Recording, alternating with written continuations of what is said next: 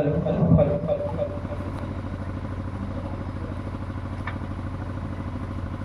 ವೇದಿಕೆ ಮೇಲೆ ಹಾಸೀನರಾಗಿರ್ತಕ್ಕಂತಹ ಮನಗೋಳಿಯ ವಿರಕ್ತ ಮಠದ ಪರಮ ಪೂಜ್ಯ ಗುರುಗಳಲ್ಲಿ ಭಕ್ತಿಪೂರ್ವಕ ಶರಣಾರ್ಥಿಗಳನ್ನ ವಂದಿಸುತ್ತಾ, ವೇದಿಕೆ ಮೇಲೆ ಹಾಸೀನರಾಗಿರ್ತಕ್ಕಂತಹ, ವೇದಿಕೆ ಮುಂಭಾಗದಲ್ಲಿ ಹಾಸೀನರಾಗಿರ್ತಕ್ಕಂತಹ ಎಲ್ಲ ಮಾನವ ಜೀವಿಗಳಿಗೆ ಶರಣಾರ್ಥಿ ಜೈ ಭೀಮ್ ನಮನಗಳು. ಅಣ್ಣ ತಮ್ಮರು ಬೇಕಾ ಹೆಣ್ಣಿನ ಜನ್ಮ.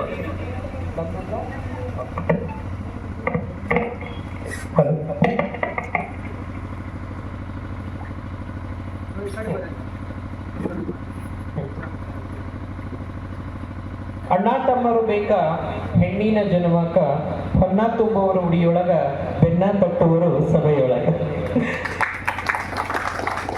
ಶ್ರೀಕಾಂತಣ್ಣ ಇದ್ದಾರ, ಶ್ರೀಕಾಂತಣ್ಣ ಪೂಜಾರಿ ಇದ್ದಾರ. ದಲಿತ ವಿದ್ಯಾರ್ಥಿ ಪರಿಷತ್ ಅಂತ ಹೇಳಿದ್ರೆ ಅದೊಂಥರ ನನ್ನ ತವರು ಮನಿ ಇದ್ದಂಗೆ. ಈ ಇಡೀ ರಾಜ್ಯದಲ್ಲಿ ಎಲ್ಲೇ ಹೋದ್ರೂ ನನ್ನನ್ನು ಕಾಯ್ತಕ್ಕಂಥ ಒಂದು ಶಕ್ತಿ ಇದೆ ಅಂತ ಹೇಳಿದ್ರೆ ಅದು ನನ್ನ ದಲಿತ ವಿದ್ಯಾರ್ಥಿ ಪರಿಷತ್.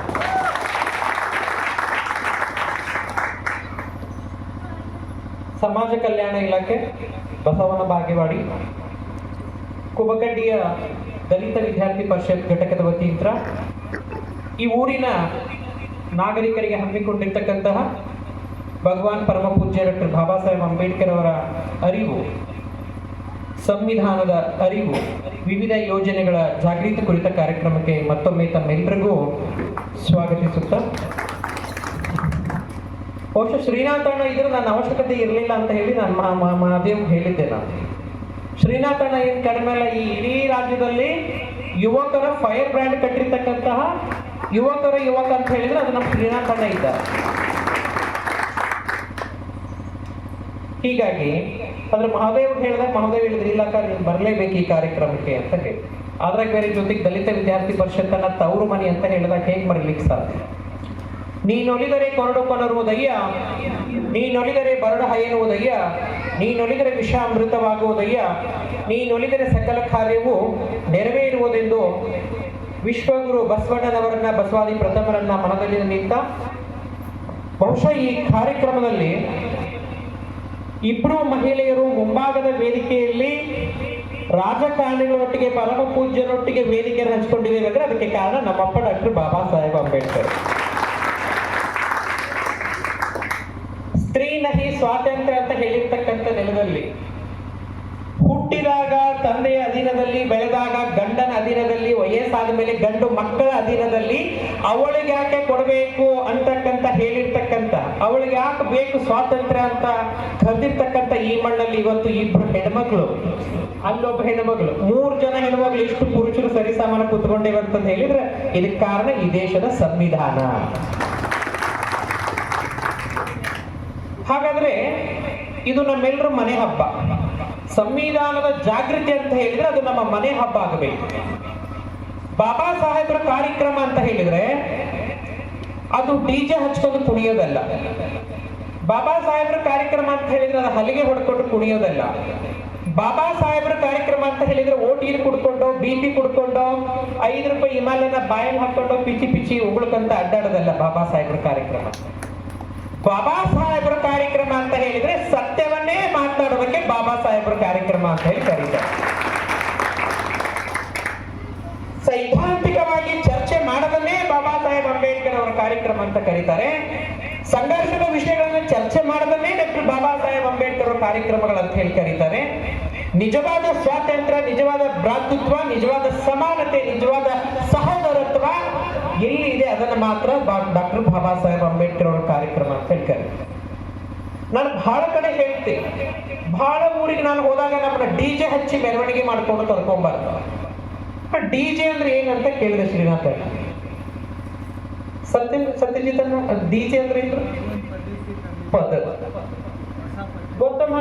ಡಿಜೆ ಅಂದ್ರೆ ಏನಂತ ಗೊತ್ತ ನಿಮಗೆ? ಯಾರಿಗಾದ್ರೆ ಡಿಜೆ ಅಂದ್ರೆ ಇಲ್ಲ. ಡಿಜೆ ಅಂದ್ರೆ ದಲಿತ ಜನ. ನಿಮ್ಮನ್ನ ಕುಡಿಸಿ ತಿನ್ನಿಸಿ ಬೀದಿಲಿ ಕುಡಿಯಕ್ ಬಿಟ್ಟು 97% ಇರೋ ನಮ್ಮನ್ನ ಬೀದಿಲಿ ಕುಡಿಯಕ್ ಬಿಟ್ಟು 3% ಜನ ಆಡ್ತಾ ಇದಾರಲ್ಲ ಕಂಡ್ರಯ್ಯ, ಇದನ್ನೇ ಡಿಜೆ ಸಂಸ್ಕೃತಿ ಅಂತ ಹೇಳಿ ಕರೆಯೋದು. ನೀವು ಡಿಜೆ ಹಚ್ಚಿ ಕುಣಿಯೋದ್ರಿಂದ ಯಾವ ಬಾಬಾ ಸಾಹೇಬ್ ಅಂಬೇಡ್ಕರ್ ಅವರ ಸಂದೇಶಗಳನ್ನ ನಾವು ಮುಟ್ಟಿಸಿದಾಗ ಆಗಲ್ಲ. ನಾವು ಮೆರವಣಿಗೆ ಮಾಡೋದ್ರ ಮುಖಾಂತರ ಬಾಬಾ ಸಾಹೇಬರು ನಮ್ಗೆ ಕೊಟ್ಟಿರ್ತಕ್ಕಂಥ ಸಂವಿಧಾನದ ಅರಿವು ನಮ್ಗೆ ಸಿಗ್ಲಿಕ್ಕೆ ಸಾಧ್ಯ ಇಲ್ಲ. ಇದಕ್ಕೆ ಇವತ್ತಿನ ಈ ಕಾರ್ಯಕ್ರಮ, ಇವತ್ತಿನ ಈ ವೇದಿಕೆ ಅದು ಬಹುಜನರ ವೇದಿಕೆ ಆಗಿದೆ, ಬೌದ್ಧದ ಸಿದ್ಧಾಂತದ ವೇದಿಕೆ ಆಗಿದೆ. ಅದು ಸಂವಿಧಾನದ ಆಳ ಮತ್ತು ಆಶಯಗಳನ್ನು ಚರ್ಚಿಸಲೇಬೇಕಾಗಿರ್ತಕ್ಕಂತಹ ವೇದಿಕೆ ಆಗಿದೆ. ಪ್ರಸ್ತುತ ಸಂದರ್ಭದಲ್ಲಿ ಈ ದೇಶದ ಮೂಲ ನಿವಾಸಿಗಳಾಗಿರ್ತಕ್ಕಂಥ ದ್ರಾವಿಡರಾಗಿರ್ತಕ್ಕಂಥ ನಾಗಜನರಾಗಿರ್ತಕ್ಕಂತಹ ಬೌದ್ಧರಾಗಿರ್ತಕ್ಕಂತಹ ಶೋಷಿತ ಜನಾಂಗ ಕೊನೆಗಾಗಿರ್ತಕ್ಕಂಥ ನಾವುಗಳು ಇವತ್ತಿನ ವಾಸ್ತವ ಪರಿಸ್ಥಿತಿಯಲ್ಲಿ ಅನುಭವಿಸಿರ್ತಕ್ಕಂತಹ ಉಸಿರುಗಟ್ಟಿಸ್ತಕ್ಕಂಥ ವಾತಾವರಣಗಳೇನು ಅಂತಕ್ಕಂಥ ಚರ್ಚೆಯನ್ನ ಇವತ್ತಿನ ಈ ವೇದಿಕೆಯಲ್ಲಿ ಖಂಡಿತ ಮಾಡಲೇಬೇಕಾಗಿರ್ತಕ್ಕಂಥ ಕಾಲಘಟ್ಟದಲ್ಲಿ ಇದ್ದೇವೆ ಸ್ನೇಹಿತರೆ. ಕಾರ್ಯಕ್ರಮಕ್ಕೆ ಹೋಗ್ತಕ್ಕಂಥ ಪೂರ್ವದಲ್ಲಿ ಒಂದಿಷ್ಟು ಘೋಷಣೆಗಳಿದೆ. ಮುಖ್ಯವಾಗಿ ಮಹಿಳೆಯರು ನನ್ನ ಜೊತೆಗೆ ಧ್ವನಿಗೂಡಿಸ್ಬೇಕು. ನಿಮ್ಮೆಲ್ಲ ಹೆಣ್ಮಕ್ಳು ಪರ ಇಲ್ಲೋಗ್ಬೇಕು ನಾನು ಮಾತಾಡಕತ್ತೀನಿ. ಈ ಊರೊಳಗೆ ನಾವು ಹೆಣ್ಮಕ್ಳು ಅರ್ಧದಷ್ಟು ಅದೇವಲ್ಲ, ಹೌದಿಲ್ಲ? ಈ ಊರೊಳಗೆ ನಾವು ಹೆಣ್ಮಕ್ಳು ಗುರುಗಳ ಅರ್ಧದಷ್ಟು ಅದೇ ಅಂದ್ರೆ ಈ ಊರೊಳಗೆ ಮನಸ್ಸು ಮಾಡಿದ್ರೆ ಒಬ್ರು ಸೋಲಿಸ್ತೀವಿ, ಒಬ್ರು ಗೆಲ್ಲಿಸ್ತೀವಿ. ಅದ ನಮ್ಮ ಹೆಣ್ಮಕ್ಳ ಶಕ್ತಿ, ಹೌದಿಲ್ಲ? ಹೌದು ಹೌದು. ಜೈ ಜೈ ಜೈ ಜೈ ಭೈ. ಇಲ್ಲೇ ಕೇಳಿಸುವಲ್ದು. ಇನ್ನ ಗಡಿಪಾರ್ ತಡಿಪಾರ್ ಲೋಕಸಭೆಯಲ್ಲಿ ಅಂಬೇಡ್ಕರ್ ಅನ್ನೋದು ಫ್ಯಾಷನ್ ಆಗಿದೆ ಅಂತ ಹೇಳಿದರೆ ಇನ್ನು ಅವ್ರಿಗೆ ಕೇಳಿಸ್ಲಿಕ್ಕೆ ಸಾಧ್ಯ.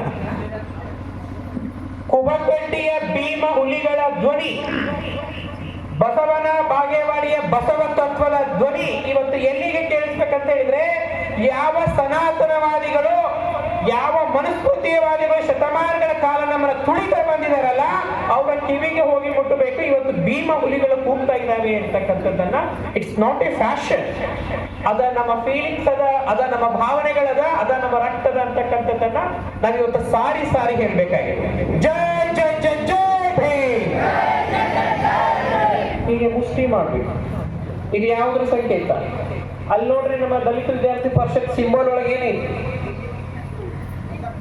ಇದು ಒಗ್ಗಟ್ಟಿನ ಸಂಕೇತ, ಶಿಕ್ಷಣದ ಸಂಕೇತ, ಕ್ರಾಂತಿಯ ಸಂಕೇತ, ಘನತೆಯ ಸಂಕೇತ, ಗೌರವದ ಸಂಕೇತ, ಸಮಾನತೆಯ ಸಂಕೇತ, ಸ್ವಾಭಿಮಾನದ ಸಂಕೇತ, ದೌರ್ಜನ್ಯದ ವಿರುದ್ಧ ತೊಡೆ ತರ್ತಕ್ಕಂಥ ಸಂಕೇತ ಈ ಮುಷ್ಟಿಯ ಸಂಕೇತ. ಜೋರಾಗಿ ಕೈಯನ್ನ ಮುಷ್ಟಿ ಕಟ್ಟಿ ಹೇಳಬೇಕು, ಮುಖ್ಯವಾಗಿ ಹೆಣ್ಮಕ್ಳು. ಜೈ ಜೈ ಜೈ ಜೈ ಭೀಮ್. ನಾ ಜೋರಾಗಿ ಹೋಗ್ಬೇಕು, ಬರ್ಬೇಕಲ್ಲ. ನಾವೇನು ಮೊಸರು ಒಳಗಿನ ಬೆಣ್ಣೆ ತಿಂದವರಲ್ಲ, ಎಲ್ಲೋ ಒಳಗಿನ ಬೆಣ್ಣೆ ತಿಂದಿರೋ. ಧ್ವನಿ ಹೆಂಗಿರ್ಬೇಕು? ಹೆಂಗಿರ್ಬೇಕು ಧ್ವನಿ? ಜೈ ಜೈ ಜೈ ಜೈ ಭೀಮ್. ಜೈ ಭೀಮ್ ಅನ್ನೋದು ಗುಲಾಮಗಿರಿ ಅಲ್ಲ. ಜೈ ಭೀಮ್ ಅಂದ್ರೆ ಸಮಾನತೆ, ಜೈ ಭೀಮ್ ಅಂದ್ರೆ ಘನತೆ, ಜೈ ಭೀಮ್ ಅಂದ್ರೆ ಗೌರವ, ಜೈ ಭೀಮ್ ಅಂದ್ರೆ ಸ್ವಾಭಿಮಾನ. ಕೇವಲ 500 ಜನ ಮಹಾರ್ ಸೈನಿಕರು 28,000 ಬ್ರಾಹ್ಮಣ ಪೇಶ್ವ ಸೈನಿಕರ ರುಂಡವನ್ನು ಹಾರಿಸಿದ್ರಲ್ಲ, ಅದು ಜೈ ಭೀಮ್. ಜೋರಾಗಿ ಜೈ ಜೈ ಜೈ ಜೈ ಭೀಮ್. ಜೈ ಜೈ ಜೈ ಜೈ ಭೀಮ್. ಜೈ ಜೈ ಜೈ ಜೈ ಭೀಮ್. ವಿಶ್ವರತ್ನ ಬೋಧಿಸತ್ವ ಪರಮ ಪೂಜ್ಯ ಡಾಕ್ಟರ್ ಬಾಬಾ ಸಾಹೇಬ್ ಅಂಬೇಡ್ಕರ್ ಅವರಿಗೆ, ವಿಶ್ವರತ್ನ ಬೋಧಿಸತ್ವ ಪರಮ ಪೂಜ್ಯ ಡಾಕ್ಟರ್ ಬಾಬಾ ಸಾಹೇಬ್ ಅಂಬೇಡ್ಕರ್ ಅವರಿಗೆ, ಸಂವಿಧಾನ ಶಿಲ್ಪಿ ಡಾಕ್ಟರ್ ಬಾಬಾ ಸಾಹೇಬ್ ಅಂಬೇಡ್ಕರ್ ಅವರಿಗೆ, ಮಹಿಳಾ ವಿಮೋಚನಕಾರ ಡಾಕ್ಟರ್ ಬಾಬಾ ಸಾಹೇಬ್ ಅಂಬೇಡ್ಕರ್ ಅವರಿಗೆ. ನಾನು ಕೊನೆಗೆ ನಮ್ಮ ನಡೆ ಅಂತ ಹೇಳಿದಾಗ ಸಂವಿಧಾನದ ಕಡೆ ಅಂತ ಹೇಳಬೇಕು. ಎಲ್ಲೆಲ್ಲೋ ಹೆಜ್ಜೆ ಹಾಕಿದ್ರೆ ವಿಮೋಚನೆ ಆಗೋದಿಲ್ಲ, ಎಲ್ಲೆಲ್ಲೋ ಹೆಜ್ಜೆ ಹಾಕಿದ್ರೆ ಅಭಿವೃದ್ಧಿ ಆಗೋದಿಲ್ಲ, ಎಲ್ಲೆಲ್ಲೋ ಹೆಜ್ಜೆ ಹಾಕಿದ್ರೆ ಹಕ್ಕುಗಳು ಸಿಗೋದಿಲ್ಲ. ಹಾಕಬೇಕಾದ ಜಾಗದಾಗ ಹೆಜ್ಜೆನ ಹಾಕಿದಾಗ ಮಾತ್ರ ಹೀಗೆ ನೀವು ನಮ್ಮಂಗ ವೇದಿಕೆ ಮೇಲೆ ಕುಂದಿರ್ಲಿಕ್ಕೆ ಸಾಧ್ಯ, ಮಾತಾಡ್ಲಿಕ್ಕೆ ಸಾಧ್ಯ, ಕಾರ್ ಒಳಗಡೆ ಬರ್ಲಿಕ್ಕೆ ಸಾಧ್ಯ. ಅದಕ್ಕೆ ನಾನು ನಮ್ಮ ನಡಿಗೆ ಅಂತ ಹೇಳಿದಾಗ ಸಂವಿಧಾನದ ಕಡೆಗೆ ಅಂತ ಹೇಳ್ಬೇಕು. ಹೇಳ್ತಿರಲ್ಲ, ನಮ್ಮ ನಡಿಗೆ, ನಮ್ಮ ನಡಿಗೆ, ನಮ್ಮ ನಡಿಗೆ. ಮತ್ತೊಂದು ಸಾರಿ ನಾನು ನಮ್ಮ ನಡಿಗೆ ಅಂತ ಹೇಳಿದಾಗ ಪ್ರಜಾಪ್ರಭುತ್ವದ ನಡಿಗೆ ಅಂತ ಹೇಳಬೇಕು. ನಮ್ಮ ನಡಿಗೆ ಜೋರಾಗಿ ಹೇಳಬೇಕು. ಪ್ರಜಾಪ್ರಭುತ್ವ ಉಳಿದ್ರ ನೋಡಲ್ ಗುರುಗಳು ಇನ್ನೇ ಹೇಳ್ಲಿಕ್ಕತ್ತಾರ, ಅವ್ರ ಮುಟ್ಕೊಂಡು ತಿರ್ಲಿಕ್ಕತ್ತಾರ ಅಂತ.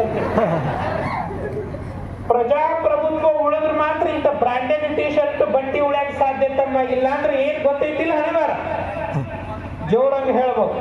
ನಮ್ಮ ನಡಿಗೆ, ನಮ್ಮ ನಡಿಗೆ, ನಮ್ಮ ನಡಿಗೆ. ಕೊನೆಗೆ ನಾನು ನಮ್ಮ ನಡಿಗೆ ಅಂತ ಹೇಳಿದಾಗ ಅನುಭವ ಮಂಟಪದ ಕಡೆಗೆ ಅಂತ ಹೇಳ್ಬೇಕು. ಯಾಕಂದ್ರೆ ನಾವು ಬಸವಣ್ಣನವರ ನೆಲದೊಳಗೆ ನಿಂತ್ಕೊಂಡು ಮಾತಾಡ್ಲಿಕ್ಕೆ ಎಲ್ಲಿ ವಿಶ್ವದ ಮೊಟ್ಟ ಮೊದಲ ಮಾನವ ಹಕ್ಕುಗಳ ಹೋರಾಟಗಾರ, ಇಡೀ ವಿಶ್ವದಲ್ಲಿ ಮೊಟ್ಟ ಮೊದಲ ಬಾರಿಗೆ ಸಮಾನತೆಯ ಸಂವಿಧಾನವನ್ನು ಸ್ಥಾಪನೆ ಮಾಡಿದ ಬಸವಣ್ಣನವರ ನಾಡಿನಲ್ಲಿ ನಾವು ನಿಂತ್ಕೊಂಡು ಮಾತಾಡ್ಲಿಕ್ಕೆ ಅಂದ್ರೆ ನಾವು ಬಸವಣ್ಣನವರ ನಾಡಿನ ರಕ್ತದ ಜನರ ಅದೇವಿ ಅಂತಂದ್ರ ಈ ಮಣ್ಣಿನಲ್ಲಿ ಬಸವಾದಿ ಶರಣರ ಬೆವರಿನ ವಾಸ್ತಿ ಅದ, ರಕ್ತದ ವಾಸ್ತಿ ಅದ ಅಂದ್ರೆ ನಾವು ಜೋರಾಗಿ ಹೇಳ್ಬೇಕು ನಮ್ಮ ನಡಿಗೆ. ಅನುಭವ ಮಂಟಪದ ಕಡೆಗೆ ನಮ್ಮ ನಡಿಗೆ, ನಮ್ಮ ನಡಿಗೆ. ಬರೀ ಇದು ಘೋಷಣೆ ಆಗಬಾರದು, ಕೇವಲ ಇದು ಧ್ವನಿ ಆಗಬಾರದು, ಇದು ನಮ್ಮ ಜೀವನದ ಅವಿಭಾಜ್ಯ ಅಂಗ ಆಗಬೇಕು. ಅಂದಾಗ ಮಾತ್ರ ಇಂಥ ಕಾರ್ಯಕ್ರಮ ಆಯೋಜನೆ ಮಾಡಿರ್ತಾರೆ ಅದು ಸಾರ್ಥಕ ಆಗುತ್ತೆ. ಬಹಳಷ್ಟು ರಾಜ್ಯ ಮಟ್ಟದ ವೇದಿಕೆಗಳನ್ನ, ಕಾರ್ಯಕ್ರಮಗಳನ್ನ, ಸಮಾವೇಶಗಳ ವೇದಿಕೆಯನ್ನು ಹಂಚಿಕೊಂಡಿದೆ. ಆ ಕಾರ್ಯಕ್ರಮಗಳ ಉದ್ಘಾಟಕರಾಗಿ ಹೋಗಿದ್ದೀವಿ, ಆ ಕಾರ್ಯಕ್ರಮಗಳ ಅಧ್ಯಕ್ಷತೆಯನ್ನು ವಹಿಸಿದ್ದೀವಿ, ಆ ಕಾರ್ಯಕ್ರಮದ ಮುಖ್ಯ ಅತಿಥಿಗಳಾಗಿದ್ದೇವೆ, ವಿಶೇಷ ಆಹ್ವಾನಿತರಾಗಿದ್ದೇವೆ. ಒಬ್ಬ ಸಾಮಾನ್ಯ ಕಾರ್ಯಕರ್ತೆಯಾಗಿ ಕೂಡ ಆ ಕಾರ್ಯಕ್ರಮದಲ್ಲಿ ಭಾಗಿಯಾಗಿದೆ. ಎಲ್ಲ ದೊಡ್ಡ ದೊಡ್ಡ ಕಾರ್ಯಕ್ರಮ ನಗರಗಳಲ್ಲಿ, ಗ್ರೌಂಡ್ಗಳಲ್ಲಿ ದೊಡ್ಡ ದೊಡ್ಡ ರಾಜಕಾರಣಿಗಳನ್ನ ಕರೆದು ಜನರಿಗೆ ಅರಿವು ಮೂಡಿಸೋದಲ್ಲ, ಇಂಥ ಗ್ರಾಮಗಳಲ್ಲಿ ಕಾರ್ಯಕ್ರಮವನ್ನು ಮಾಡಿ ಗ್ರಾಮದ ಜನರಲ್ಲಿ ಸಂವಿಧಾನದ ಆಶಯಗಳನ್ನ, ಶರಣರ ತತ್ವಗಳನ್ನ ಬಿತ್ತೋದಿದೆಯಲ್ಲ, ಅದು ಬಹಳ ಮುಖ್ಯವಾಗಿರ್ತಕ್ಕಂಥ ಕೆಲಸ. ಆ ಕೆಲಸವನ್ನ ಮಾಡ್ತಕ್ಕಂತಹ ದಲಿತ ಪರಿಷತ್ತಿನ ನಮ್ಮ ಕುಬಕಟ್ಟಿ ಗ್ರಾಮದ ಎಲ್ಲ ಕಾರ್ಯಕರ್ತರಿಗೆ ವಿಶೇಷವಾಗಿರ್ತಕ್ಕಂಥ ಶರಣು ಶರಣಾರ್ಥಿ ಜೈವಿ ನಮನಗಳನ್ನು ಸಲ್ಲಿಸ್ತಾರೆ. ಬಾಬಾ ಸಾಹೇಬ್ ಅಂಬೇಡ್ಕರ್ ಅವರು ಬಾಲ್ಯದಲ್ಲಿ, ನಾನು ಬಹಳ ಕಡೆ ಇದನ್ನು ಹೇಳ್ತೀನಿ, ಬಾಬಾ ಸಾಹೇಬ್ ಅಂಬೇಡ್ಕರ್ ಅವರು ಬಾಲ್ಯದಲ್ಲಿ ಬಹಳ ಅಳ್ತಾ ಇರ್ತಾರೆ.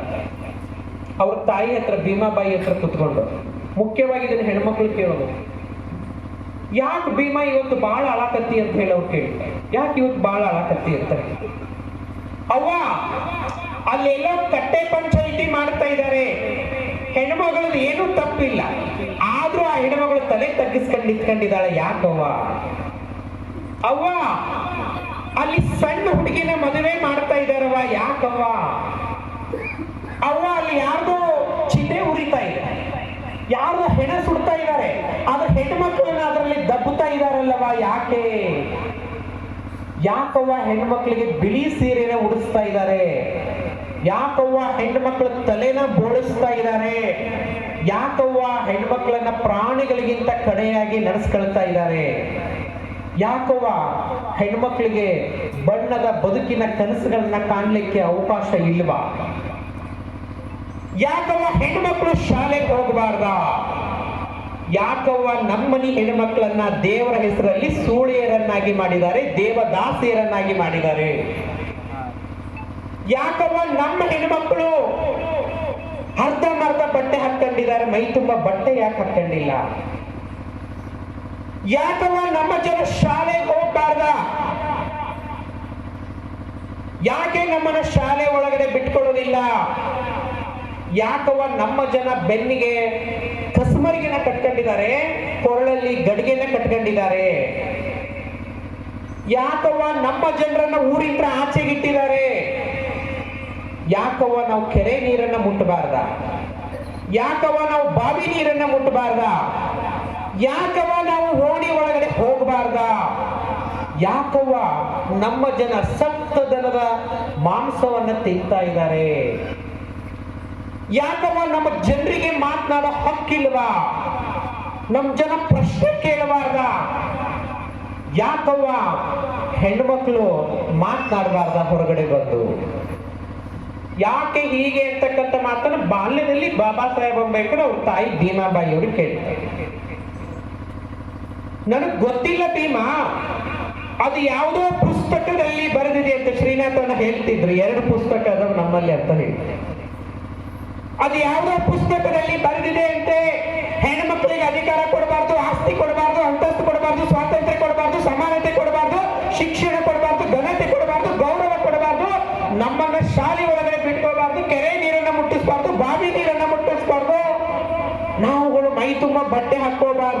ನಾವು ಕೇವಲ ಗುಲಾಮಗಿರಿ ಕೆಲಸವನ್ನ, ನಾವು ಕೇವಲ ಸೇವಕರಾಗಿರೋ ಕೆಲಸವನ್ನ ಮಾಡ್ಬೇಕಂತಕ್ಕಂಥ ಮಾತನ್ನ ಅದು ಯಾವುದೋ ಪುಸ್ತಕದಲ್ಲಿ ಬರೆದಿದೆ ಅಂತೆ. ನಾವುಗಳು ದೇವಸ್ಥಾನದೊಳಗಡೆ ಹೋದ್ರೆ ದೇವ್ರ ಮೈಲಿಗೆ ಆಗ್ತದಂತೆ ಭೀಮಾ, ನಾವುಗಳು ದೇವಸ್ಥಾನದೊಳಗಡೆ ಹೋಗಬಾರ್ದು ಅಂತಕ್ಕಂಥದ್ದನ್ನ ಅದು ಯಾವುದೋ ಪುಸ್ತಕದಲ್ಲಿ ಬರೆದಿದೆ ಅಂತೆ, ನನಗೆ ಗೊತ್ತಿಲ್ಲ. ಅದಕ್ಕೆ ಬಾಲ್ಯದಲ್ಲೇ ಬಾಬಾ ಸಾಹೇಬ್ ಅಂಬೇಡ್ಕರ್ ತೀರ್ಮಾನ ಮಾಡ್ತಾರೆ, ಮುಂದೊಂದಿನ ನಾನು ಪುಸ್ತಕ ಬರಿತೀನಿ, ಮುಂದೊಂದಿನ ನಾನು ಪುಸ್ತಕ ಬರಿತೀನಿ, ಅದರಲ್ಲಿ ಯಾವ ಮೇಲು ಕೀಳುಗಳು ಇರಬಾರ್ದು, ಕೇವಲ ಸಮಾನತೆ ತುಂಬಿಕೊಂಡಿರ್ಬೇಕು ಅಂತಕ್ಕಂಥ ಮಾತನ್ನ ಬಾಲ್ಯದಲ್ಲಿ ಬಾಬಾ ಸಾಹೇಬ್ ಅಂಬೇಡ್ಕರ್ ಅವರು ಹೇಳ್ತಾರೆ. ಸ್ನೇಹಿತರೆ, ಬಾಬಾ ಸಾಹೇಬ್ ಅಂಬೇಡ್ಕರ್ ಅವರು ಬರೆದ ಪುಸ್ತಕದ ಪ್ರತಿಫಲ ಈ ದೇಶದಲ್ಲಿ ಆದಿವಾಸಿ ಜನಾಂಗದಲ್ಲಿ ಹುಟ್ಟಿರ್ತಕ್ಕಂತಹ ಶ್ರೀಮತಿ ದ್ರೌಪದಿ ಮುರ್ಮು ಈ ದೇಶಕ್ಕೆ ರಾಷ್ಟ್ರಪತಿ ಆಗ್ತಾರೆ. ಬಾಬಾ ಸಾಹೇಬ್ ಅಂಬೇಡ್ಕರ್ ಅವರು ಬರೆದ ಪುಸ್ತಕದ ಪ್ರತಿಫಲ ಯಾವ ಧರ್ಮದಲ್ಲಿ ಸ್ತ್ರೀ ನಹಿ ಸ್ವಾತಂತ್ರ್ಯ ಅಂತಕ್ಕಂತಹ ಧರ್ಮದಲ್ಲಿ ಹುಟ್ಟಿರ್ತಕ್ಕಂಥ ಇಂದಿರಾ ಗಾಂಧಿ ಅವರು ಈ ದೇಶಕ್ಕೊಬ್ಬ ಪ್ರಧಾನಮಂತ್ರಿ ಆಗ್ತಾರೆ. ಬಾಬಾ ಸಾಹೇಬ್ ಅಂಬೇಡ್ಕರ್ ಅವರ ಪುಸ್ತಕದ ಪ್ರತಿಫಲ, ಬಾಬಾ ಸಾಹೇಬ್ ಅಂಬೇಡ್ಕರ್ ಅವರ ಶ್ರಮದ ಪ್ರತಿಫಲ ಶೋಭಾ ಕರಂದ್ಲಾಜೆ STD ಬೂತಲ್ಲಿ ಇರ್ತಕ್ಕಂಥ ಶೋಭಕ್ಕ ಇವತ್ತು 2,000 ಎಕರೆ ಕಾಫಿ ಎಸ್ಟೇಟ್ ಒಡತಿಯಾಗಿ ಜೊತೆಗೆ ಕೇಂದ್ರ ಸಚಿವರಾಗ್ತಾರೆ. ಬಾಬಾ ಸಾಹೇಬ್ ಅಂಬೇಡ್ಕರ್ ಅವರ ಪುಸ್ತಕದ ಪ್ರತಿಫಲ ನಿರ್ಮಲಾ ಸೀತಾರಾಮನ್ ಇವತ್ತು ಈ ದೇಶದ ಕೇಂದ್ರ ಹಣಕಾಸು ಸಚಿವೆ ಆಗ್ತಾರೆ. ಬಾಬಾ ಸಾಹೇಬ್ ಅಂಬೇಡ್ಕರ್ ಅವರ ಪುಸ್ತಕದ ಪ್ರತಿಫಲ ಉತ್ತರ ಪ್ರದೇಶ ಅಂತಕ್ಕಂಥ ಅತಿ ದೊಡ್ಡ ರಾಜ್ಯದಲ್ಲಿ 4 ಬಾರಿ ಮುಖ್ಯಮಂತ್ರಿಯಾಗಿ ಒಬ್ಬ ದಲಿತ ಹೆಣ್ಮಗಳು ಮಾಯಾವತಿ ಆಯ್ಕೆ ಆಗ್ತಾಳೆ. ಬಾಬಾ ಸಾಹೇಬ್ ಅಂಬೇಡ್ಕರ್ ಅವರ ಪುಸ್ತಕದ ಪ್ರತಿಫಲ ಪಶ್ಚಿಮ ಬಂಗಾಳದಲ್ಲಿ ಮಮತಾ ಬ್ಯಾನರ್ಜಿ ಅಂತಕ್ಕಂಥ ಹೆಣ್ಮಗಳು ಮುಖ್ಯಮಂತ್ರಿ ಆಗ್ತಾಳೆ. ಬಾಬಾ ಸಾಹೇಬ್ ಅಂಬೇಡ್ಕರ್ ಅವರ ಪುಸ್ತಕದ ಪ್ರತಿಫಲ ತಮಿಳುನಾಡಿನಲ್ಲಿ ಜಯಲಲಿತಾ ಅಂತಕ್ಕಂಥ ಒಬ್ಬ ಸಿನಿಮಾ ನಟಿ ಮುಖ್ಯಮಂತ್ರಿ ಆಗ್ತಾಳೆ.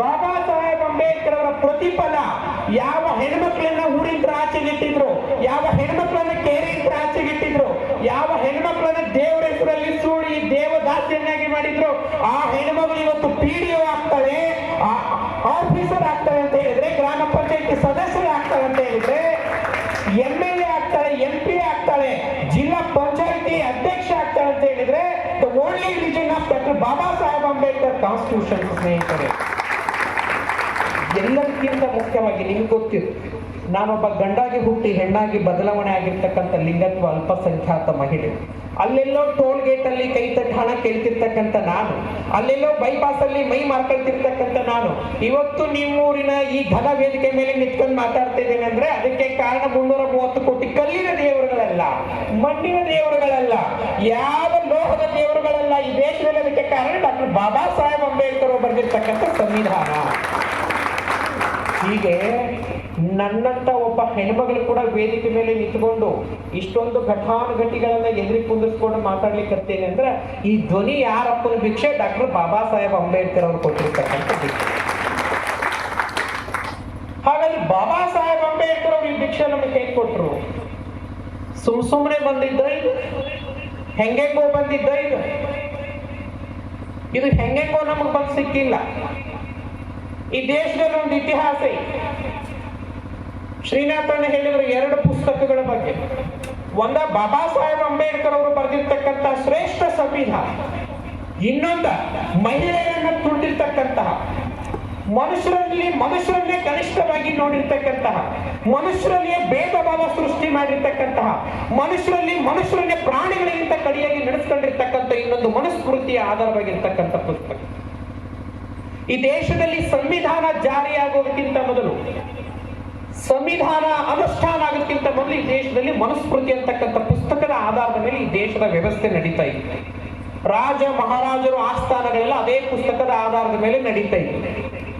ಅದಕ್ಕೆ ಬಾಬಾ ಸಾಹೇಬ್ ಅಂಬೇಡ್ಕರ್ ಕೇಳ್ತಾರೆ, ವಾಟ್ ಈಸ್ ದ ಹಿಸ್ಟ್ರಿ? ನಮ್ಮ ಮನೆ DYSP ಸಾಹೇಬರು, ನಮ್ಮ ಸತ್ಯಜಿತೇಂದ್ರ ಅಣ್ಣ ಈಗ ಬಹಳ ಓದಿದವರು. ಯಾವುದು ಇತಿಹಾಸ ಮಹಾದೇವ್? ನಮ್ಮ ತಹಸೀಲ್ದಾರ್ ಇದ್ದಾರೆ, ಸೋಷಿಯಲ್ ವೆಲ್ಫೇರ್ ಡಿಪಾರ್ಟ್ಮೆಂಟ್ ಅಧಿಕಾರಿಗಳಿದ್ದಾರೆ. ಯಾವುದು ಇತಿಹಾಸ? ನಾವು ಪಠ್ಯ ಪುಸ್ತಕದಲ್ಲಿ ಓದ್ತೇವೆ ಮಧ್ಯ ಭಾರತದ ಇತಿಹಾಸ, ಉತ್ತರ ಭಾರತದ ಇತಿಹಾಸ, ದಕ್ಷಿಣ ಭಾರತದ ಇತಿಹಾಸ. ಇದೆಲ್ಲ ಇತಿಹಾಸ ಅಂತ ಹೇಳಿದ್ರೆ Baba Saheb Ambedkar it's not pure history. ಇತಿಹಾಸ ಅಂತ ಹೇಳಿದ್ರೆ ತಾಯಿಯ ಗರ್ಭ ಇದ್ದ ಹಾಗೆ ಅಂತಕ್ಕಂಥ ಮಾತನ್ನ ಡಾಕ್ಟರ್ ಬಾಬಾ ಸಾಹೇಬ್ ಅಂಬೇಡ್ಕರ್ ಅವರು ಹೇಳಿದ್ರು.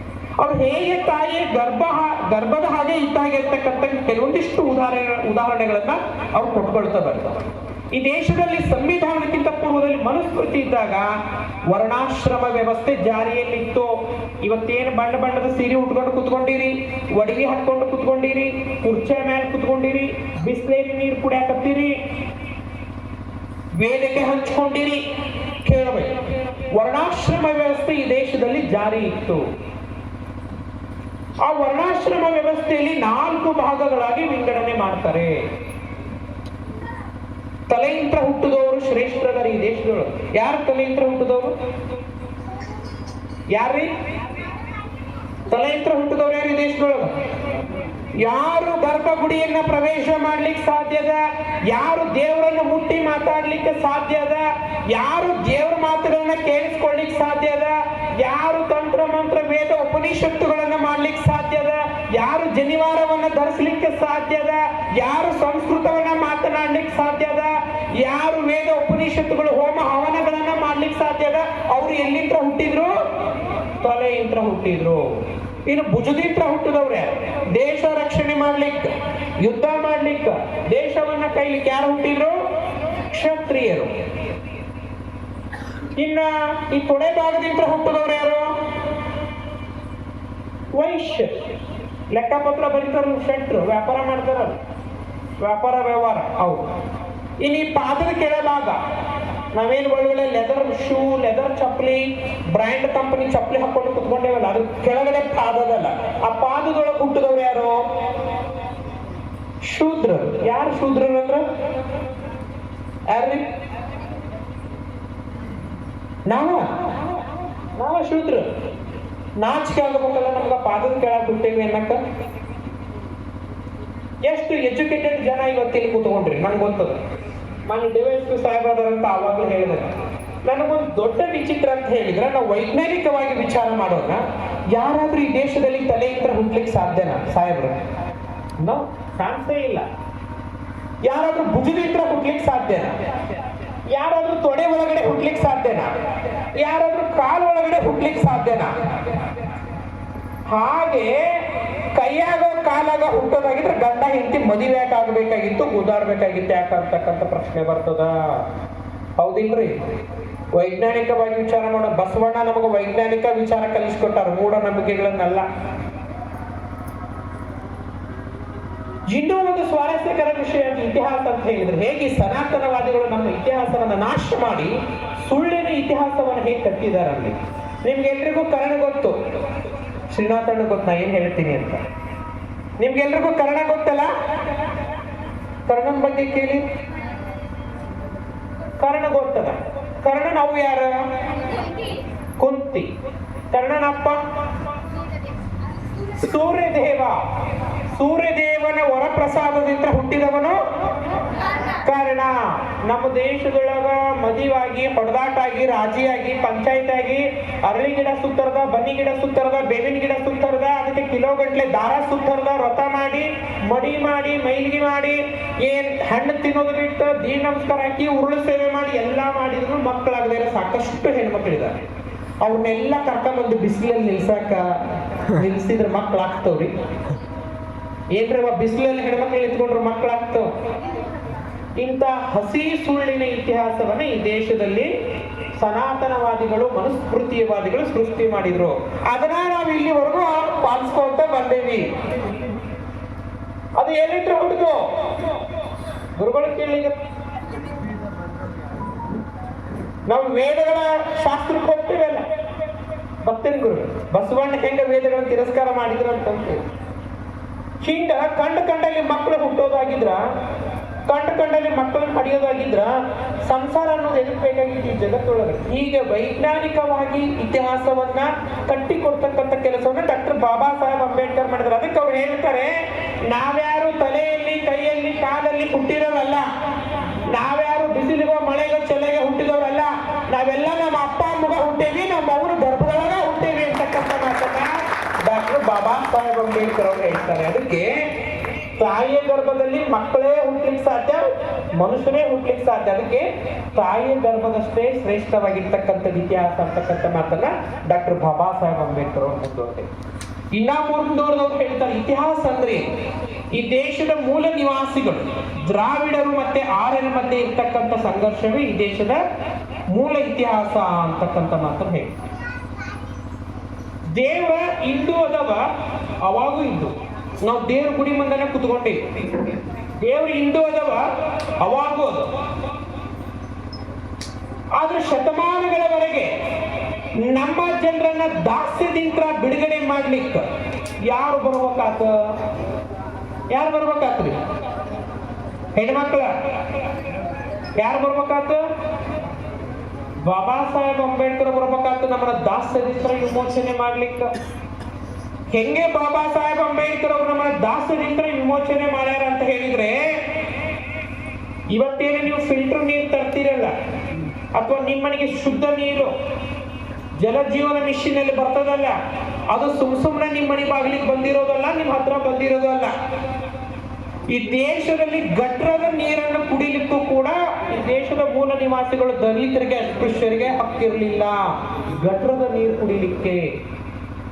ಮೇಲ್ವರ್ಗದವರ ಬಳಸಿ ಬಿಟ್ಟಂತಹ ಗಟ್ರದ ನೀರು ನಮ್ಮ ಓಣಿಯ ಶ್ರೇಷ್ಠ ಪ್ರಸಾದ ಆಗ್ತಿತ್ತು.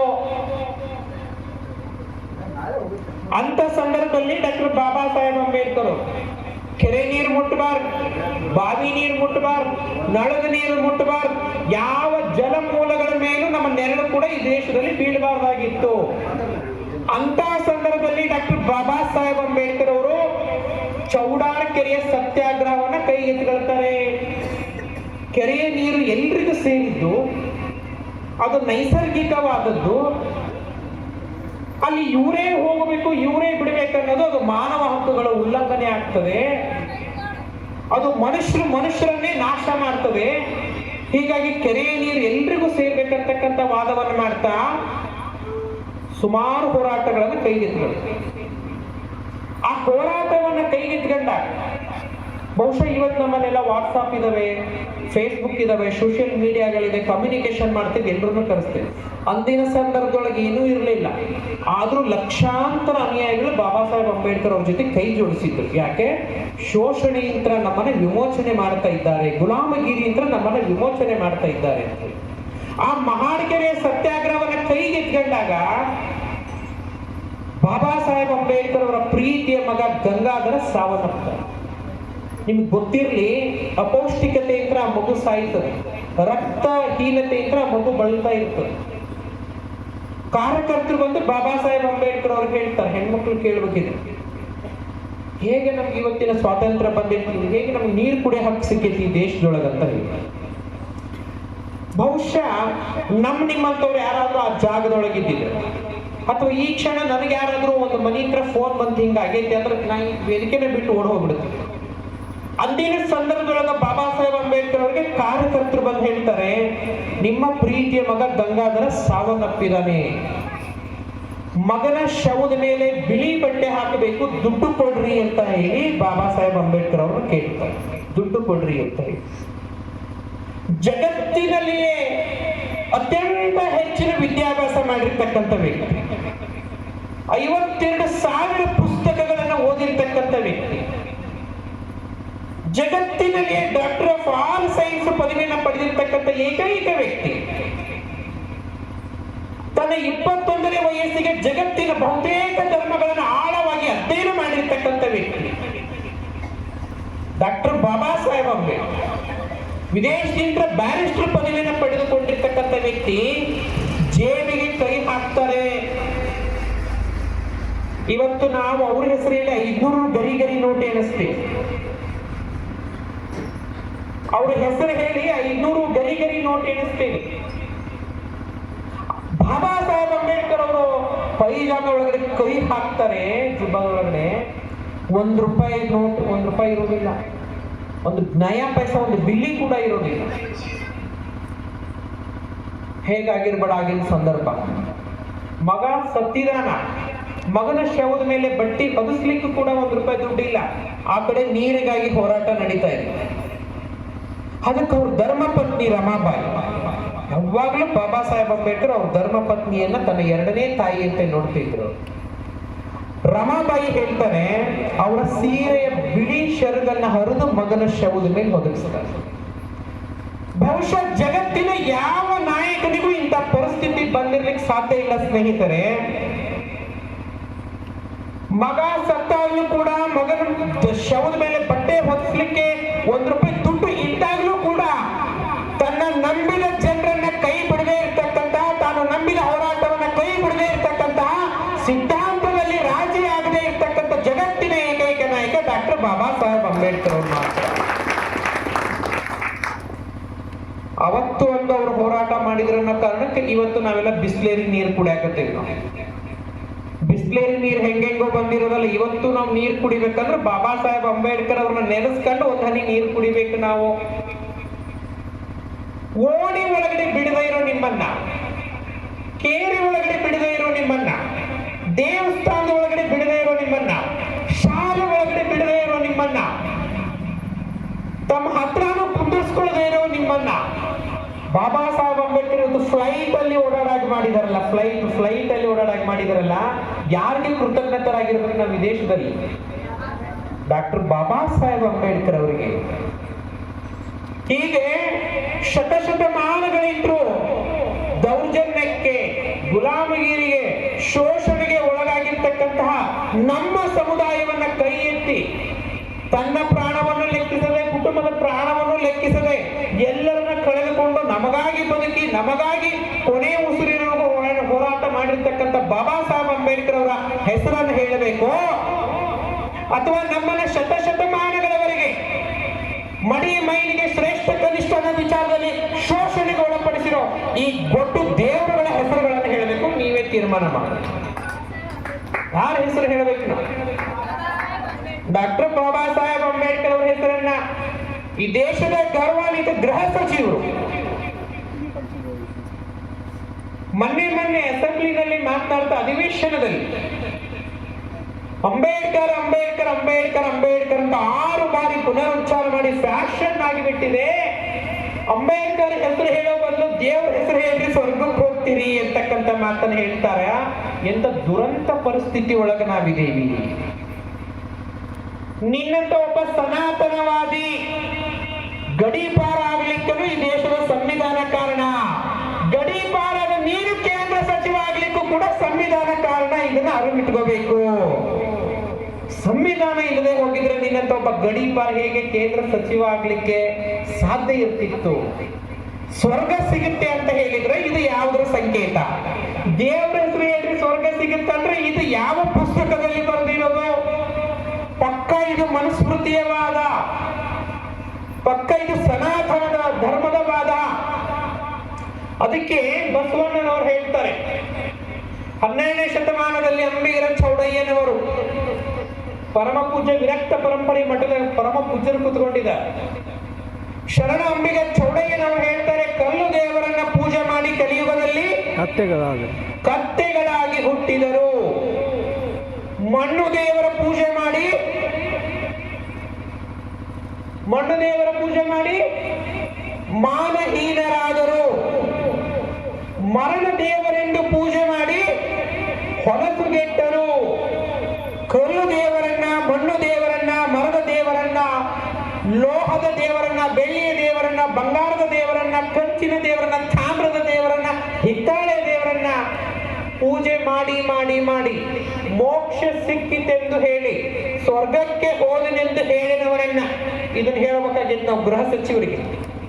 ದೇವರನ್ನ ಪೂಜೆ ಮಾಡಿ ಮೋಕ್ಷ ಸಿಕ್ಕಿತೆಂದು ಹೇಳಿ ಸ್ವರ್ಗಕ್ಕೆ ಹೋದನೆಂದು ಹೇಳಿದವನನ್ನ ಕರೆ ತಂದು ನೆತ್ತೆ ಬಳಸಿ ಕುಂಬಾರ ಉಂಡಯ್ಯನ ಮನೆ ಕರಿ ಕತ್ತೆ ಮೇಲೆ ಕುಂದಿರಿಸಿ 12 ಸಮಗಾರ ಹರಳಯ್ಯನ ಮನೆಯ 12 ಜೊತೆ ಮೆಟ್ಟನ್ನು ತೆಗೆದುಕೊಂಡು ನೆತ್ತಿಗೆ ಲೊಟನೆ ಹೊಡೆಯಂದ ನಿಜ ಶರಣ ಅಂಬಿಗರ ಚೌಡಯ್ಯ.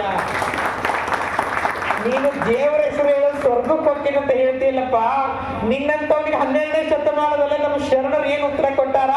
12 ಜೊತೆ ಮೆಟ್ಟನ್ನು ತೆಗೆದುಕೊಂಡು ನೆತ್ತಿಗೆ ಲೊಟನೆ ಹೊಡೆಯಂದ. ಯಾರು ಹೊಡಿಬೇಕ್ರಿ ನಾವು? ಬಹುಶಃ ಇದನ್ನ ನೆನಪು ಮಾಡಲಿಕ್ಕಾಗಿ ನಾವು ಅನುಭವ ಮಂಟಪದ ಕಡೆ ನಡಿಲೇಬೇಕಾಗಿರ್ತಕ್ಕಂಥ ಅವಶ್ಯಕತೆ ಇದೆ ಸ್ನೇಹಿತರೆ. ದೇವರುಗಳಿದ್ದು, ದೇವರು ಅದು ಭಕ್ತಿ ಮಾತ್ರ, ಅದು ಮೂಢನಂಬಿಕೆ ಆಗಬಾರ್ದು. ಅದು ಕೇವಲ ನಂಬಿಕೆ, ಮನಃಶಾಂತಿಗಾಗಿ ಇರ್ತಕ್ಕಂಥದ್ದು. ಆದ್ರೆ ದೇವರು ದೀನರು ಹೆಸರಲ್ಲಿ ಇಡೀ ಜನರನ್ನೇ ಬೈಫಾರ್ಗೇಷನ್ ಮಾಡಿ ಇವತ್ತಿನವರೆಗೂ ದೇವರ ಹೆಸರಲ್ಲಿ ಆಳ್ವಿಕೆ ಮಾಡ್ತಾರಲ್ಲ. ಒಂದು ಮುಟ್ಟಿನ ವಿಷಯದಲ್ಲಿ ಉಡುಪಿಯ ಒಬ್ಬ ಸ್ವಾಮೀಜಿ ಮಾತಾಡ್ತಾ ಹೇಳಿದ್ರೆ ಎಲ್ಲ ಪತ್ರಿಕೆಗಳಲ್ಲಿ ಬಂದಿತ್ತು. ಮುಟ್ಟಾದ ಹೆಣ್ಣು ಮಗಳು ಅಡಿಗೆ ಮಾಡಿದ್ರ, ನೀವು ಕೇಳಿಸ್ಕೋಬೇಕಿದ್ರು.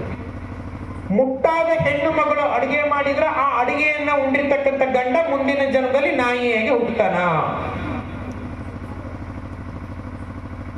ಕಾವಿಯನ್ನು ಹಾಕೊಂಡಿರ್ತಕ್ಕಂಥ ಸನಾತನವಾದಿಗಳು, ಅದಕ್ಕೆ ಕಾವಿಯೊಳಗಿನ ಕಾವು ತನ್ನ ಸುಟ್ಟಲ್ಲದೆ ಮತ್ತಾರನ್ನ ಸುಟ್ಟಿತು ಅಂತಕ್ಕಂಥ ಮಾತನ್ನು ಬಸವಾದೀಶ್ವರರು ಹೇಳ್ತಾರೆ. ಅಯ್ಯಪ್ಪ ಸ್ವಾಮಿ ದೇಗುಲ ಈ ದೇಶದಲ್ಲಿದೆ, ಕೇರಳದಲ್ಲಿ. ಅಲ್ಲಿ ಮೊದಲಿಗೆ ಕೇವಲ ಪುರುಷರು ಅಥವಾ ವಯಸ್ಸಾದ ಹೆಣ್ಮಕ್ಳು ಅಥವಾ ಸಣ್ಣ ಮಕ್ಕಳು ಮಾತ್ರ ಹೋಗ್ಬೇಕಾಗಿತ್ತು. ಈ ಮಧ್ಯಮ ವರ್ಗದ ಹೆಣ್ಮಕ್ಳು, ಮಧ್ಯ ವಯಸ್ಸಿನ ಹೆಣ್ಮಕ್ಳು ಅಲ್ಲಿಗೆ ಅವಕಾಶ ಇರಲಿಲ್ಲ. ಯಾಕಂದ್ರ ಅವರು ಮುಟ್ಟಾದಾಗ ಅವ್ರು ದೇವ್ರ ಗುಡಿ ಒಳಗ ಬಂದ್ರ ಅವ್ರು ಮೈಲಿಗೆ ಆಗ್ತಾರ, ದೇವ್ರ ಮೈಲಿಗೆ ಆಗ್ತದ. ಸುಪ್ರೀಂ ಕೋರ್ಟ್ ಚೀತು ಅಂತ ಮುಗಿದು ಆರ್ಟಿಕಲ್ 14 ಕೆಳಗಡೆ 14ರ ಕೆಳಗಡೆ ಈ ದೇಶದ ಎಲ್ಲರೂ, ಅಂಬಾನಿನೂ ಒಂದ, ಗೌಡ್ರು ಒಂದ, ಒಕ್ಕಲಿಗರು ಒಂದ, ಎಲ್ಗರು ಒಂದ, ನೋಡ್ರಿ ದೇವಸ್ಥಾನಕ್ಕೆ ಹೆಣ್ಮಕ್ಳು ಅಂತೇಳಿ ತೀರ್ಪು ಕೊಟ್ಬಿಟ್ರು. ಜಸ್ಟಿಸ್ ದೀಪಕ್ ಮಿಶ್ರಾ ಅವರಿದ್ದಾಗ. ಆದ್ರೆ ಹೆಣ್ಮಕ್ಳು ಸುಪ್ರೀಂ ಕೋರ್ಟ್ ತೀರ್ಪು ಕೊಡ್ತು ಅಂತ ಹೆಣ್ಮಕ್ಳು ದೇವ್ರ ಗುಡಿ ಹೊರಟ್ರು. ಆದ್ರ ಈ ಧರ್ಮದ ಅಮಲನ್ನ, ಧರ್ಮದ ಪಿತ್ತವನ್ನ ನೆತ್ತಿಗೆ ಏರ್ಸ್ಕೊಂಡಿರ್ತಕ್ಕಂತಹ ಸನಾತನವಾದಿಗಳು ಸುಮ್ಮನೆ ಬಿಟ್ರೆ ಹೆಣ್ಮಕ್ಳು ಸೀರೆ ಹಿಡಿದು ಜಗ್ಗಿದೆ, ಕಲ್ಲು ತಗೊಂಡು ಹೊಡೆದ್ರು, ಸಗಣಿ ನೀರನ್ನ ಉಗ್ಗಿದ್ರು. ತುಮಕೂರು ಜಿಲ್ಲೆಯಲ್ಲಿ ಇವಾಗ್ಲೂ ನೀವು ಹೋಗ್ರಿ, ಹಾಸ್ಟೆಲ್ಗಳೊಳಗ, ವಸತಿ ನಿಲಯದೊಳಗ ಹೆಣ್ಮಕ್ಳು ಹುಡುಗಿಯರ ಸಂಖ್ಯೆ ಬಹಳ ಕಡಿಮೆ ಇರ್ತದೆ. ರಿಜಿಸ್ಟರ್ ಒಳಗೆ ದಾಖಲಾಗಿರೋದು ಬೇರೆ, ಅಲ್ಲಿ ಇರೋದು ಬೇರೆ. ಯಾಕ ಇಲ್ಲ, ಅವ್ರು ನೀರ್ ಹಾಕೊಳ್ಳಿಕ್ಕೆ ಹಾಕ್ತಾರ, ಮುಟ್ಟಾಕ್ತಾರ, 5 ದಿವಸ ಅವರನ್ನ ಕಾಡೊಳಗೆ ಬಿಟ್ಟು ಬರ್ತೀವಿ.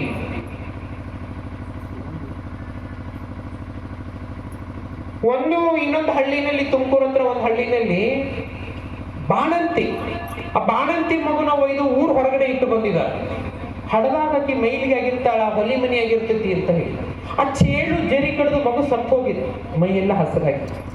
ಆ ಬಾಣಂತಿ ಇರ್ತರು ಥಂಡಿ ಗಾಳಿಗೆಲ್ಲ ಶೀತಾಗಿ ಆರಾಮಿಲ್ಲ, ಮಕ್ಕಳೆಲ್ಲ ಉದು ಬಿಟ್ಟಿದ್ರು.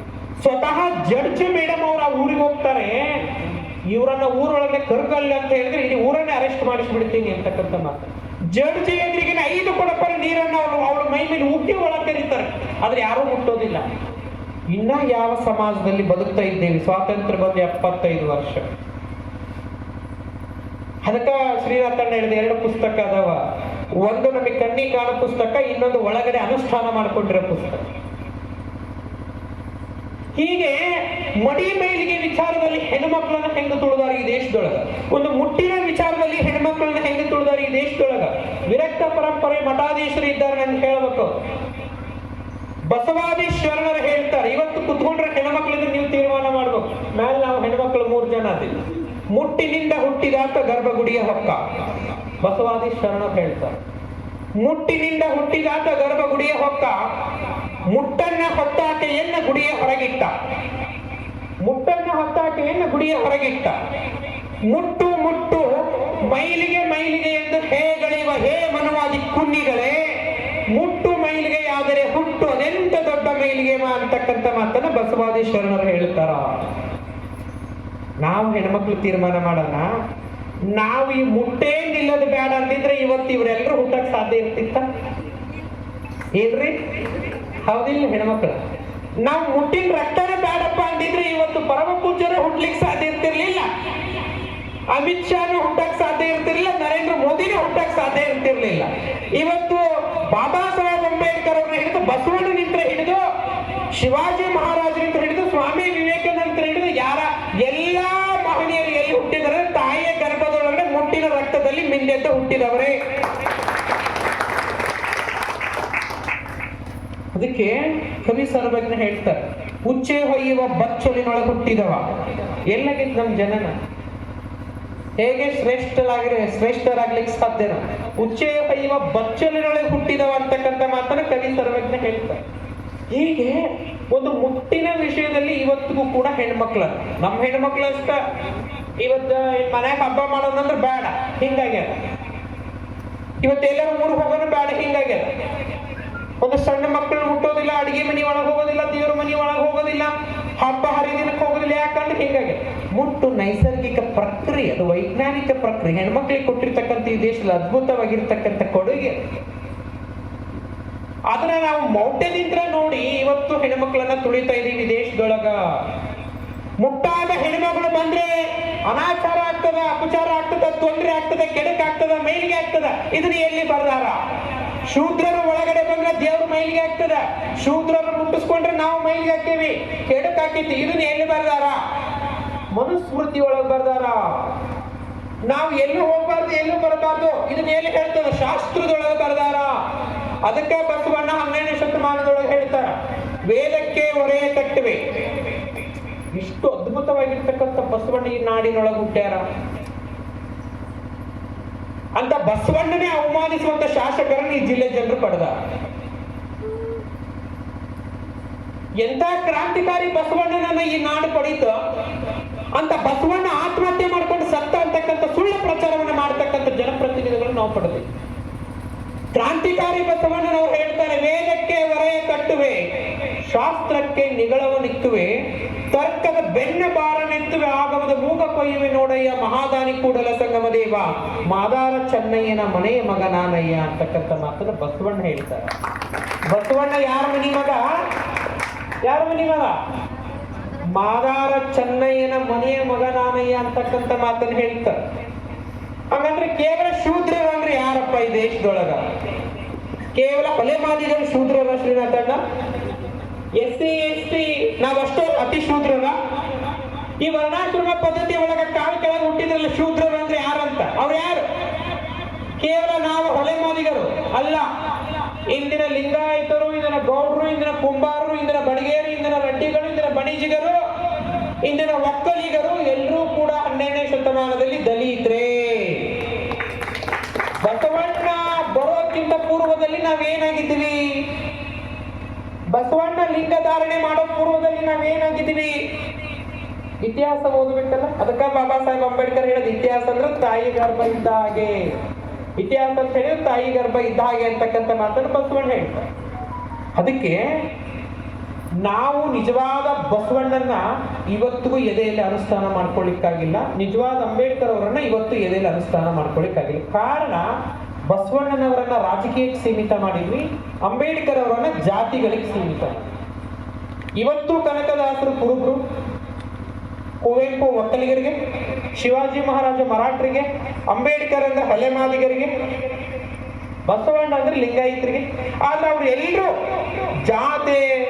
ಜಾತಿಯ ಗೋಡೆಗಳನ್ನ ಮೀರಿ, ಧರ್ಮದ ಗೋಡೆಗಳನ್ನ ಮೀರಿ, ಶ್ರೇಷ್ಠ ಕನಿಷ್ಠ ಮಡಿ ಮೇಲಿಗೆ ಗೋಡೆಗಳನ್ನ ಮೀರಿ ನಡೆದಿರ್ತಕ್ಕಂತಹ ಮಹನೀಯರು. ಇವತ್ತು ಅಂತ ಮಹಾ ವ್ಯಕ್ತಿಗಳನ್ನ ನಾವು ಕೇವಲ ಜಾತಿ ರಾಜಕಾರಣಕ್ಕೆ ಮೀಸಲು ಮಾಡಿ ಇವತ್ತು ಅವ್ರನ್ನ ಕುಬ್ಜ ವ್ಯಕ್ತಿಗಳನ್ನಾಗಿ ನಾವು ಮಾಡಿದ್ದೀವಿ. ಅದಕ್ಕೆ ಬಾಬಾ ಸಾಹೇಬ್ ಅಂಬೇಡ್ಕರ್ ಅಂತ ಹೇಳಿದ್ರೆ ಕೇವಲ ಹೊಲೆ ಮಾದಿಗರ ನಾಯಕರಲ್ಲ, ನಮ್ಮನ್ನ ದಾಸ್ಯದಿಂದ ವಿಮೋಚನೆಗೊಳಿಸಿರ್ತಕ್ಕಂತಹ ಮಹಾಮಾನವವಾದಿ ಡಾಕ್ಟರ್ ಬಾಬಾ ಸಾಹೇಬ್ ಅಂಬೇಡ್ಕರ್. ಅದಕ್ಕೆ ಮತ್ತೆ ಕುಂಭಮೇಳದಲ್ಲಿ ನೀವು ಬಹಳಷ್ಟು ನೋಡಿದ್ರಿ. ನಾವು ಎದುರದ್ದು ವಿರೋಧಿಗಳಲ್ಲ, ಆದ್ರೆ ಸಿದ್ಧಾಂತದ ವಿರೋಧಿ ಮಾತ್ರ. ಒಂದು ಕುಂಭಮೇಳದಲ್ಲಿ ಎಲ್ಲರೂ ಹೋಗಿ ಮುಳುಗ್ತಾರ, ಅಲ್ಲಿ ನೀವು ಬರ್ರಿ ನೀವು ಹೋಗ್ಬೇಡ್ರಿ ಅಂತ ಹೇಳೋದಿಲ್ಲ. ಆದ್ರೆ ನಮ್ಮೂರೊಳಗೆ ಒಂದು ಕೆರೆಗೆ ಮುಟ್ತೇವೆ, ಒಂದು ಬಾವಿ ಮುಟ್ತೇವೆ ಅಂದ್ರೆ ನೀವು ಮುಟ್ಟಬೇಡ್ರಿ ಅಂತ. ಒಂದಿಷ್ಟು ದಿನಗಳ ಹಿಂದೆ ಮಾಧ್ಯಮದ ಮುಂದೆ ಕುತ್ಕೊಂಡು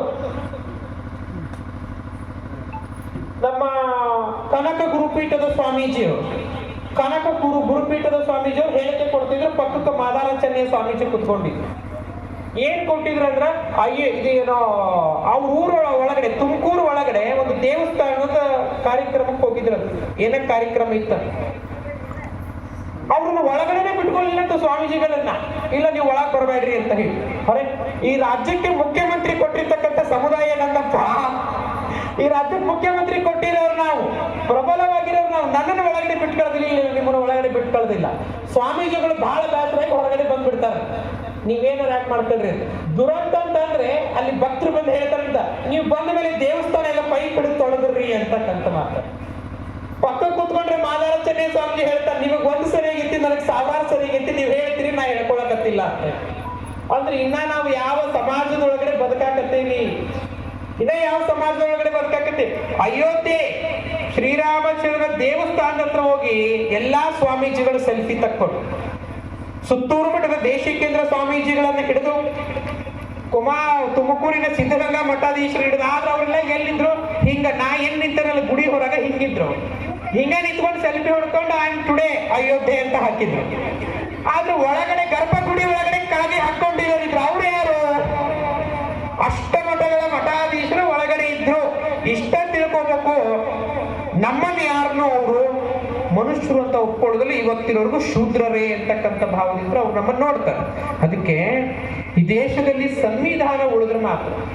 ಸಂವಿಧಾನ ಬರೋ ಮುಂಚೆ ಹೆಂಗ್ ಕರಿತಿದ್ರು ನಮ್ಮನ್ನ?